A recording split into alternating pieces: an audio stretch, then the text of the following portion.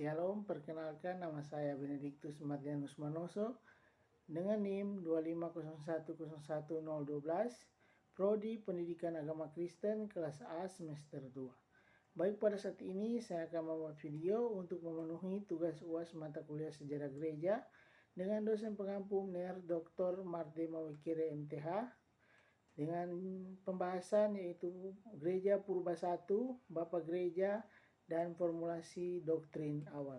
Kita akan membahas tentang Gereja Purba 1, Bapa Gereja, dan formulasi doktrin awal.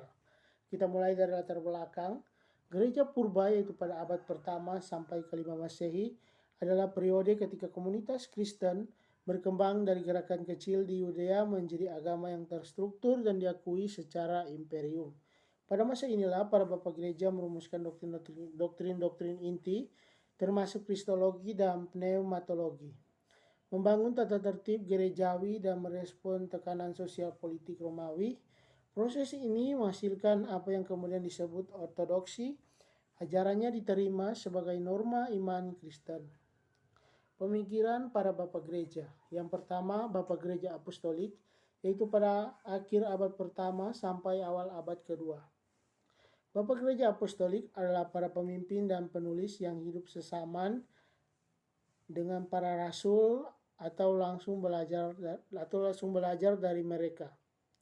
Mereka tidak terlalu berfokus pada perumusan teologi spekulatif, melainkan pada pewarisan pengajaran rasuli, penguatan disiplin jemaat, dan penolakan ajaran sesat. Tokoh dan tulisan penting Bapak Gereja Apostolik yaitu Clemens dari Roma. Surat 1 Clemens menekankan kesatuan jemaat, penghormatan pada tata tertib, dan peran uskup atau penatua. Ia menulis untuk menengahi konflik di jemaat Korintus. Yang kedua, Ignatius dari Antioquia. Dalam 7 suratnya ditulis dalam perjalanan menuju martirnya di Roma. Ia menekankan kesatuan di sekitar uskup, realitas inkarnasi Kristus melawan doketisme, dan pentingnya ekaristi. Polikarpus dari Smyrna. Murid Rasul Yohanes, suratnya menunjukkan keteguhan iman dan teladan martir. Ia menjembatani tradisi Yohanes dengan generasi berikutnya. Surat Barnabas dan Didas C, pengajaran 12 rasul, memberi petunjuk tentang katekese, baptisan, puasa, dan hidup etis jemaat awal. Ciri khas teologi mereka sangat praktis, pastoral, menekankan moralitas disiplin, martir, dan kesetiaan pada Injil yang diterima dari para rasul. Yang kedua, Bapak Gereja Pranisea dan Apologet, abad kedua sampai awal abad keempat. Setelah era apostolik, muncul para apologet, pembela iman, yang menulis untuk khalayak terpelajar Romawi atau Yunani. Mereka berusaha menjelaskan iman Kristen secara rasional di hadapan kekaisaran dan filsafat Yunani sampai Romawi. Menolak tuduhan bahwa orang Kristen ateis, kanibal, atau pengacau sosial. Menegaskan bahwa kekristenan adalah kebenaran universal yang lebih tinggi dari filsafat pagan. Tokoh penting yaitu Justinus Martir. Dalam apologi pertama dan kedua, ia berargumen bahwa benih logos tersebar dalam filsafat tetapi dipenuhi sepenuhnya dalam Kristus. Ia menjembatani iman dan akal. Tatianus, Athenagoras, Theophilus dari Antioquia membela monoteisme Kristen, moralitas jemaat, dan menolak politeisme Romawi.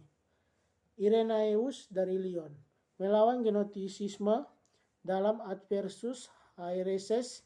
Ia mengembangkan teologi rekapitulasi, menekankan kesatuan Allah pencipta dan penebus, serta pentingnya tradisi apostolik dan suksesi uskup sebagai jaminan ortodoksi.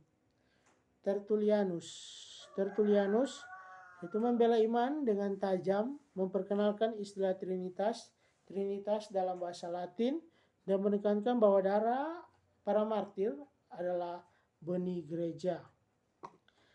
Origenes, teolog spekulatif brilian, mengembangkan metode alegoris dalam menafsir kitab suci serta merumuskan gagasan tentang kekekalan, logos dan relasi Bapa Putra, meskipun beberapa gagasannya kemudian dipersoalkan.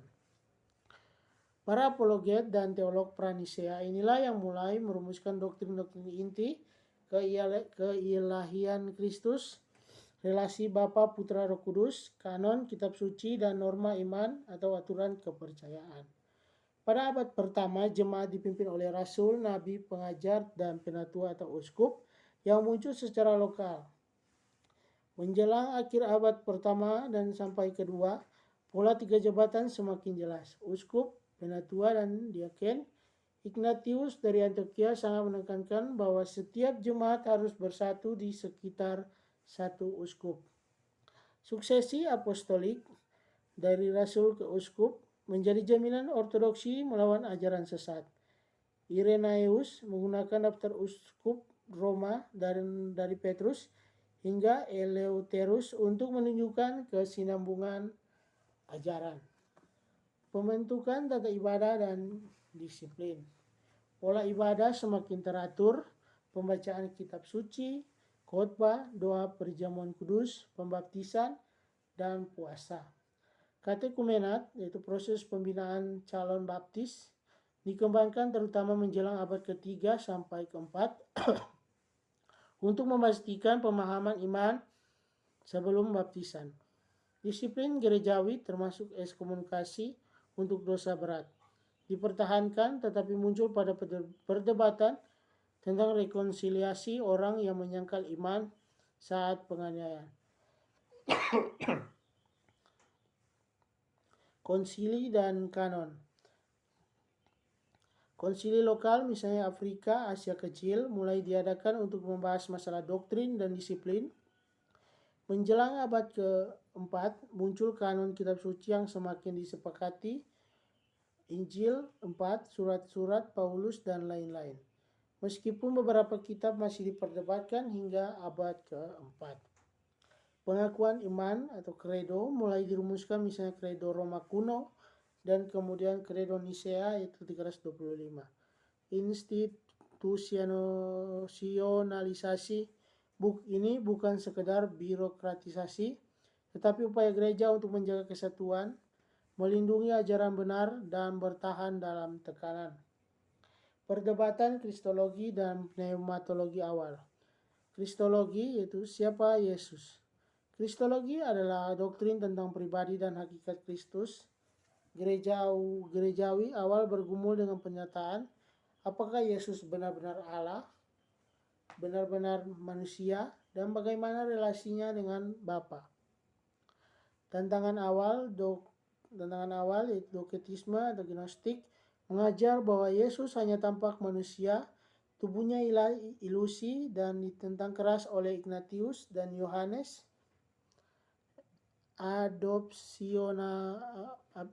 Adopsionisme. Yesus hanya manusia yang diadopsi Allah menjadi anak pada saat baptisan, ditolak oleh Irenaeus dan lainnya. Arianisme yaitu pada abad ke-4, Arius mengajar bahwa putra adalah ciptaan. Ada saat ketika ia tidak ada sehingga tidak sehakikat dengan Bapa. Yang kedua, respon ortodoks dan konsili Nicea 325. Alexander dari Alexandria dan Athanasius menentang Arianisme, menegaskan bahwa putra sehakikat dengan Bapa. Konsili Nicea 325 menghasilkan credo Nicea yang menyatakan putra adalah Allah dari Allah, terang dari terang, Allah benar dari Allah, benar diperanakan, bukan dijadikan, sehakikat dengan Sang Bapa. Ia menjadi dasar ortodoksi kristologis. Yesus Kristus sepenuhnya Allah dan sepenuhnya manusia. Dipertegas kemudian di Konsili Kalsedon 451. Sebelum Nicea, tokoh seperti Irenaeus, Tertullianus, dan Origenes sudah mengembangkan kerangka bahwa logos atau firman adalah kekal, distinct dari Bapa, namun satu hakikat ilahi. Pneumatologi. Siapakah Roh Kudus? Pneumatologi adalah doktrin tentang Roh Kudus. Awalnya roh lebih banyak dibahas dalam konteks pengalaman jemaat atau karisma, nubuat, baptisan. Tetapi kemudian muncul pertanyaan teologis. Apakah roh juga Allah? Bagaimana relasinya dengan Bapa dan Putra? Dalam perjanjian baru, roh disebut sebagai roh Allah, roh Kristus yang menguduskan, mengilhami nubuat dan mendiami jemaat. Pada abad ketiga sampai keempat muncul kelompok yang disebut Makedonian atau Pneumatomakian, penentang roh, yang menganggap roh sebagai ciptaan atau pembantu Allah, bukan Allah sejati. Basilius dari Kaisarea, Gregorius dari Nazianzus, dan Gregorius dari Nyssa disebut bapak-bapak Kapadosia, mengembangkan teologi Trinitas yang matang. Roh Kudus berprosesi dari Bapa, sehakikat dengan Bapa dan Putra, Allah sejati yang disembah dan dimuliakan bersama Bapa dan Putra. Konsili Konstantinopel memperluas Credo Nicea, menambahkan bagian tentang Roh Kudus. Aku percaya akan Roh Kudus, Tuhan yang menghidupkan, yang berasal dari Bapa, yang bersama Bapa dan Putra disembah dan dimuliakan. Dengan demikian, doktrin Trinitas, satu Allah dalam tiga pribadi, yaitu Bapa, Putra, dan Roh Kudus, menjadi inti ortodoksi. Konteks sosial politik pembentukan ortodoksi. Ortodoksi tidak lahir dalam ruang hampa. Ia dibentuk dalam tekanan sosial politik yang keras. Penganiayaan oleh Kekaisaran Romawi. Sejak Nero hingga Diocletianus pada awal abad ke-4, orang Kristen mengalami penganiayaan periodik. Tuduhan ateisme karena menolak dewa-dewa Romawi. Kanibalisme, hal itu salah tafsir atas Ekaristi dan mengacaukan tatanan sosial. Banyak menjadi martir, Polikarpus, Perpetua, Felicitas, dan lain-lain. Kematian mereka justru memperkuat identitas dan daya tarik kekristenan. Tekanan inti memaksa gereja untuk memperjelas apa yang wajib diimani hingga rela mati. Siapa yang berwenang mengajar, yaitu uskup, suksesi suksesi apostolik. Bagaimana bersikap terhadap orang yang menyangkal iman. Legalisasi dan imperialisasi Konstantinus. Kaisar Konstantinus, yaitu 306 sampai 337, mengakhiri penganiayaan dengan Edik Milano 313, memberikan kebebasan beragama. Kekristenan beralih dari agama teraniaya menjadi agama yang dilindungi, lalu menjadi agama resmi. Theodosius 380 sampai 392. Konstantinus memanggil Konsili Nicea 325 untuk mengatasi perpecahan akibat Arianisme karena ia menginginkan kesatuan agama demi stabilitas politik kekaisaran. Setelah legalisasi muncul tantangan baru. Orang masuk Kristen karena keuntungan sosial politik, bukan pertobatan mendalam. Kemewahan dan kompromi moral meningkat, memicu gerakan asketisisme dan monastisisme. Antonius atau Pachomius. Ortodoksi sebagai norma sosial teologis.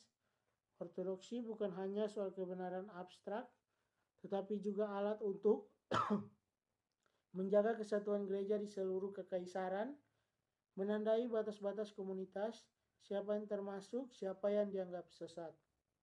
Mengintegrasikan kekristenan ke dalam struktur sosial politik kekaisaran. Ajaran sesat atau heresi tidak hanya dikutuk secara teologis, tetapi juga dilarang secara hukum pada abad ke-4 sampai ke-5.